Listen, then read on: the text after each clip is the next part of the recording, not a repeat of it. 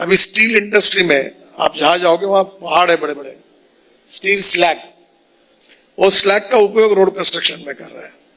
तो एक प्रकार से देश की पर्यावरण की रक्षा करने के लिए जो वेस्ट मटेरियल है उसको यूज करने में प्रायोरिटी देना। तो आपको बताऊंगा, एक नई ट्रांसपोर्ट में बस में लॉन्च कर रहा हूं नागपुर में, पहला पायलट प्रोजेक्ट है देश की। एयर कंडीशन बस है, टाटा को ऑर्डर मिला है, उनका जॉइंट वेंचर हुआ है, बहुत अच्छी है। वो बस में 135 लोग बैठते हैं। और ये जो बस है, अगर उसका वीडियो होगा तो दिखा देना, आएगा। वो बस जो है 135 सीटर है, फुल्ली एयर कंडीशन है। उस बस में हवाई जहाज में जैसा चाय पानी नाश्ता मिलता है वो है, उसमें एयर होस्टेस की जगह बस होस्टेस है। और वो बस स्टॉप पर खड़ी रहती है, ऊपर से फ्लैश चार्जर आता है और 20 सेकंड में चार्ज होती है। और उस बस का किराया डीजल बस से 30% कम है। और ये जो बस है, अब ये दिल्ली से देहरादून, दिल्ली से लुधियाना, दिल्ली से अमृतसर, दिल्ली से जयपुर, मुंबई से पुणे, बंगलोर से चेन्नई, सब चलेगी। तो मुझे बताइए कि पूरा इसका जो मेट्रो की कैपेसिटी है उसका खर्चा पर किलोमीटर 550 करोड़ रुपए है। और जो बस मैं आपको बता रहा हूं जिसकी शुरुआत हो रही पायलट प्रोजेक्ट की, उसकी कॉस्ट 2 करोड़ रुपए पर किलोमीटर है। अब मुझे बताओ, देश में छोटे छोटे शहरों में ये बस हो जाएगी तो आप गाड़ी नहीं यूज करोगे, आप एग्जीक्यूटिव सीट में लैपटॉप में टीवी देखते हुए आप बस में चलोगे और टिकट रेट डीजल बस की तुलना में 30% कम, और ऊपर से चाय पानी नाश्ता खुशी से जा रहे हो। तो आने वाले समय में टेक्नोलॉजी के कारण बहुत रिवोल्यूशन हो रहा है। तो ये कॉस्ट इफेक्टिव और एक से दूसरी अभी मैंने पानी पे उतरने वाला हवाई जहाज लाया था, मैं खुद बैठा समुद्र में उतरा था, अब वो आ रहा है एमपीबीएस सी प्लेन। तो यहां से एक तालाब से उड़ेगा कहीं और, देहरादून में कोई गंगा के पानी वहीं उतरेगा, वहां से उड़ेगा तो और कोई श्रीनगर के लेक में उतरेगा। तो रिवोल्यूशन होगा। अभी मैं रोपवे केबल कार बना रहा हूं, देखो आपको आश्चर्य होगा कि केदारनाथ में हम लोग में 360 रोपवे केबल कार और फेनेकुलर रेलवे बना रहा हूं। अब केदारनाथ की रोपवे है 5000 करोड़ की, और हमने टेंडर निकाला तो जो जिसको मिला है वही पूरा इन्वेस्ट कर रहा है 5000 करोड़, और पैसा हमको 800 करोड़ रुपए साल की रॉयल्टी दे रहा है। 800 करोड़, मैंने एक रोपवे बनाकर मैं 800 करोड़ रुपए कमा रहा हूं, इन्वेस्टमेंट जीरो। ऐसे मैं अनेक रोपवे केबल कार, अभी धौला कुआं से मानेसर, उसकी कल मेरे यहाँ मीटिंग है, अध्ययन कर रहे हैं। तो बहुत सी टेक्नोलॉजी, हवा में चलने वाली डबल डेकर बस चलाने का विचार है। इतने सारे आइडियाज आते कैसे हैं आपको? देखो, एक बात मैं आपको बता देता हूं, एक तो मैं राजनेता हूं, नई नई बातें बता रहा हूं, तो आप रिकॉर्ड कर लो, और ये सब लोगों को भी और पत्रकारों के रिकॉर्ड कर लो। और मैं जो जो बोला हूं अभी तक 11 साल में, मैंने बोली हुई एक भी बात अगर नहीं हुई होगी तो ब्रेकिंग न्यूज लगा दो। मैं बोल रहा हूं वो 100% प्रूवन आपको दिखा सकता हूं, और इसलिए मैं हवा की बात नहीं कर रहा हूं। आप विश्वास रखिए, ये देश में क्षमता है, इस देश में अच्छे इंजीनियर्स है, ये देश प्रगति और विकास में पूरे विश्व को मार्गदर्शन कर सकता है, विश्व गुरु बन सकता है। ये आप सब में क्षमता है, मैं निमित्त हूं, मैं केवल उसको एक्सेलरेट करने की। साइंस एंड टेक्नोलॉजी बदलती रहती है, रिसर्च ये कंटिन्यूअस प्रोसेस है। आज मैं फ्लेक्स इंजन के गाड़ी में आपके पास आया हूं, जब 20 साल के, ये 5 साल के बाद अगले बार जब मैं शायद आऊंगा, अब this is not my commitment, ये मेरा विजन या मेरी एक महत्वाकांक्षा हो सकती, होगा कि नहीं होगा, I am not sure about it, पर मुझे लगता है हो सकता है। अभी 5 साल के बाद अशोका होटल में जब मैं आऊंगा तो मेरे घर में ड्रोन में बैठूंगा, ड्रोन हवा में उड़ेगा और मैं यहां उतरूंगा और फिर आपके कार्यक्रम में।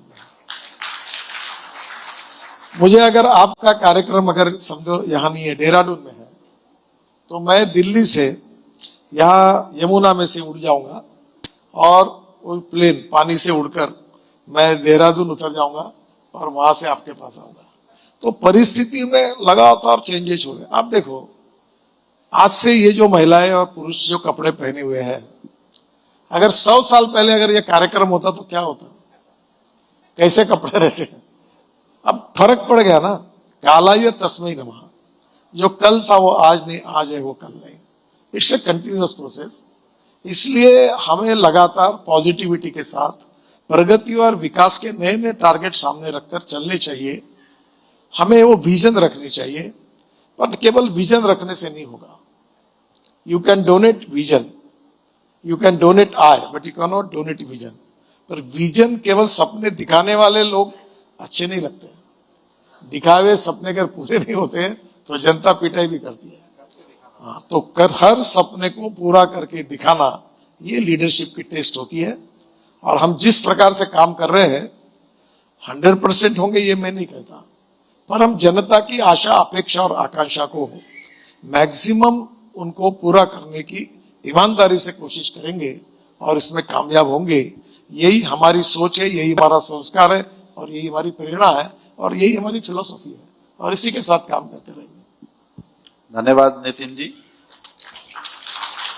भारत की परिवहन व्यवस्था सुरक्षित कैसे होगी, टिकाऊ कैसे होगी, आधुनिकता का मेल हमारी आवश्यकताओं के साथ कैसे होगा, जो 3 डायमेंशनल अप्रोच हम कह सकते हैं, वो 3 आयामी विश्लेषण आज आपके कहने में हमें मिला है।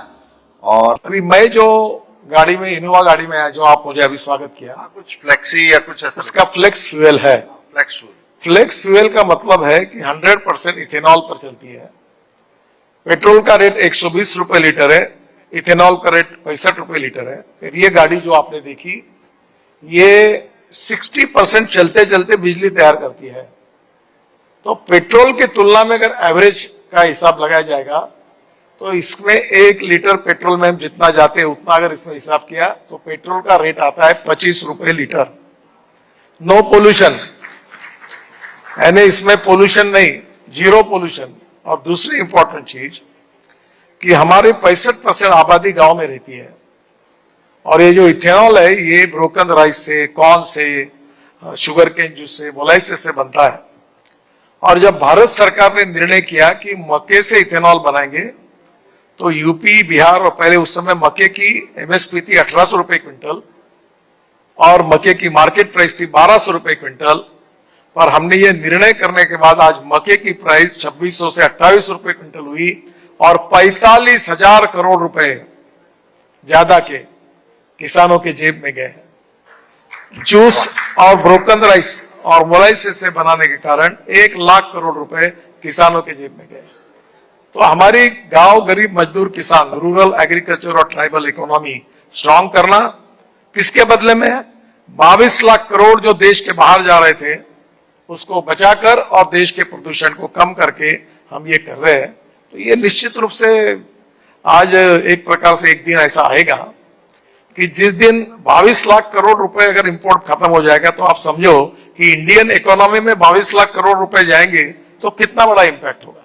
और दूसरी बात जो इसकी थोड़ी अलग साइड है, पूरे हमारे में अभी आपने 3 फ्यूल का केवल बात की। मैं एक चीज इसमें जोड़ के पूछना चाहूंगा कि नितिन गडकरी जी जब आते हैं तो नए विचारों के साथ, नए आइडियाज के साथ, और उन्हें बहुत कन्विंसिंग तरीके से जब बताते हैं, फ्यूल्स की बात खासतौर से अगर हम करें तो उनकी गाड़ी चलती है, मगर बहुत सी लॉबीज हैं जिनकी दुकान जलती है। मैं आपको वो भी तो ये जो लॉबीज हैं वो चाहेंगी क्या कि इथेनॉल या फ्लेक्सी फ्यूल या बायोफ्यूल या फिर ईवी या हाइड्रोजन फ्यूल ये सक्सेसफुल हो? इन लॉबीज से आप नए विचार तो लाते हैं, मगर इन लॉबीज से कैसे लड़ाई होती है? देखिए, पहली बात तो ऐसी है कि ये 22 लाख करोड़ का जो इंपोर्ट है, हमने सब कुछ किया तो भी इसको कम करना बहुत कठिन है। इसलिए ऑप्शन जो होते जितने उसका अवलंब करो। इसमें इथेनॉल का ऑप्शन है। अभी मैंने मेरे घर पर ये एग्रीकल्चर इक्विपमेंट वालों की 4 दिन पहले मीटिंग हुई। अब इथेनॉल से आइसोब्यूटेनॉल बना है, उसकी टेस्ट चालू है ARI पुणे में। और मैंने सब ट्रैक्टर के कंपनियों के मालिकों को बुलाया और मैंने उनको कहा कि डीजल बहुत हजार्डस है, पोल्यूशन करता है, कॉस्टली है, इंपोर्ट होता है, आप ये फ्लेक्स इंजन क्यों नहीं लगाते? आइसोब्यूटेनॉल पर उसमें CNG ऐसा हाइब्रिड फ्लेक्स आप क्यों नहीं तैयार करते? और उन्हें मान्य किया। और हमारे यहां अभी अगर ये आइसोब्यूटेनॉल मैंने एक प्रकार से इथेनॉल के आगे 2 स्टेप्स हैं, और सीएनजी अब पंप से आ रहा है। तो ये करेंगे तो एक एक किसान के जिसके पास ट्रैक्टर है उसके साल के 1.25 लाख से 1.5 लाख रुपए बचेंगे, और देश का प्रदूषण जो डीजल के कारण था वो बंद होगा। अब प्रश्न ऐसा है कि इसमें जो है इथेनॉल केवल फ्यूल नहीं है, मिथेनॉल है। मिथेनॉल कोयले से तैयार होता है, कोयले से यूरिया तैयार होता है, कोयले से मिथेनॉल तैयार होता है, और कोयले से डीएमई, कोल गैसिफिकेशन से डीएमई तैयार होता है। ये डीएमई जो है वो अमेरिका में 30 to 40% एलपीजी में डालते हैं। तो अगर हमने डीएमई तैयार किया तो हमारी गैस सिलेंडर की कीमत 150 से 200 रुपए कम होगी, और एलपीजी इंपोर्ट करने की जरूरत नहीं पड़ेगी। अब जो मिथेनॉल है, अभी आपने मुझे जैसा बोला, एक बार डॉक्टर सारस्वत साहब को बुलाओ, नीति आयोग में जो है, मैंने खुद कर्नाटक में, बेंगलोर में, कर्नाटक स्टेट रोड ट्रांसपोर्ट की 15 बसेस डीजल में 15% मिथेनॉल डाल के इस 3 महीने के लिए लॉन्च की, और वो प्रोजेक्ट सक्सेसफुल हुआ। तो उसका 22 रुपए लीटर मिथेनॉल का भाव है। अब नॉर्थ ईस्ट में Assam petroleum 600 ton per day ये मिथेनॉल बनाती है। तो मैंने आसाम के मुख्यमंत्री से अनुरोध किया कि नॉर्थ ईस्ट में हमारी जो ट्रक डीजल पे चल रही है उसको हम मिथेनॉल पे कन्वर्ट करें। और अब मरीन इंजिन जो है, हमारे जहाज है, बार्ज है, सब कुछ ये मिथेनॉल पे कन्वर्ट हो रहे हैं। फिर हमारे एग्रीकल्चर इक्विपमेंट है, कंस्ट्रक्शन इक्विपमेंट है, ये इलेक्ट्रिक पर कन्वर्ट हो रहे हैं। कुछ जगह पर हमने इथेनॉल फ्लेक्स इंजन पे कोशिश कर रहे हैं। जनरेटर सेट, अभी आज से 15 दिन पहले मैंने पूना में किर्लोस्कर कंपनी के 2 जनरेटर, एक 100% इथेनॉल पर और एक 100% आइसोब्यूटेनॉल पर लॉन्च किए हैं। अब एक ही बात आपको बता दूं, ये जो टेलीकॉम के टावर्स हैं, ये हर साल 450 करोड़ लीटर डीजल फूकते हैं, और वहां जनरेटर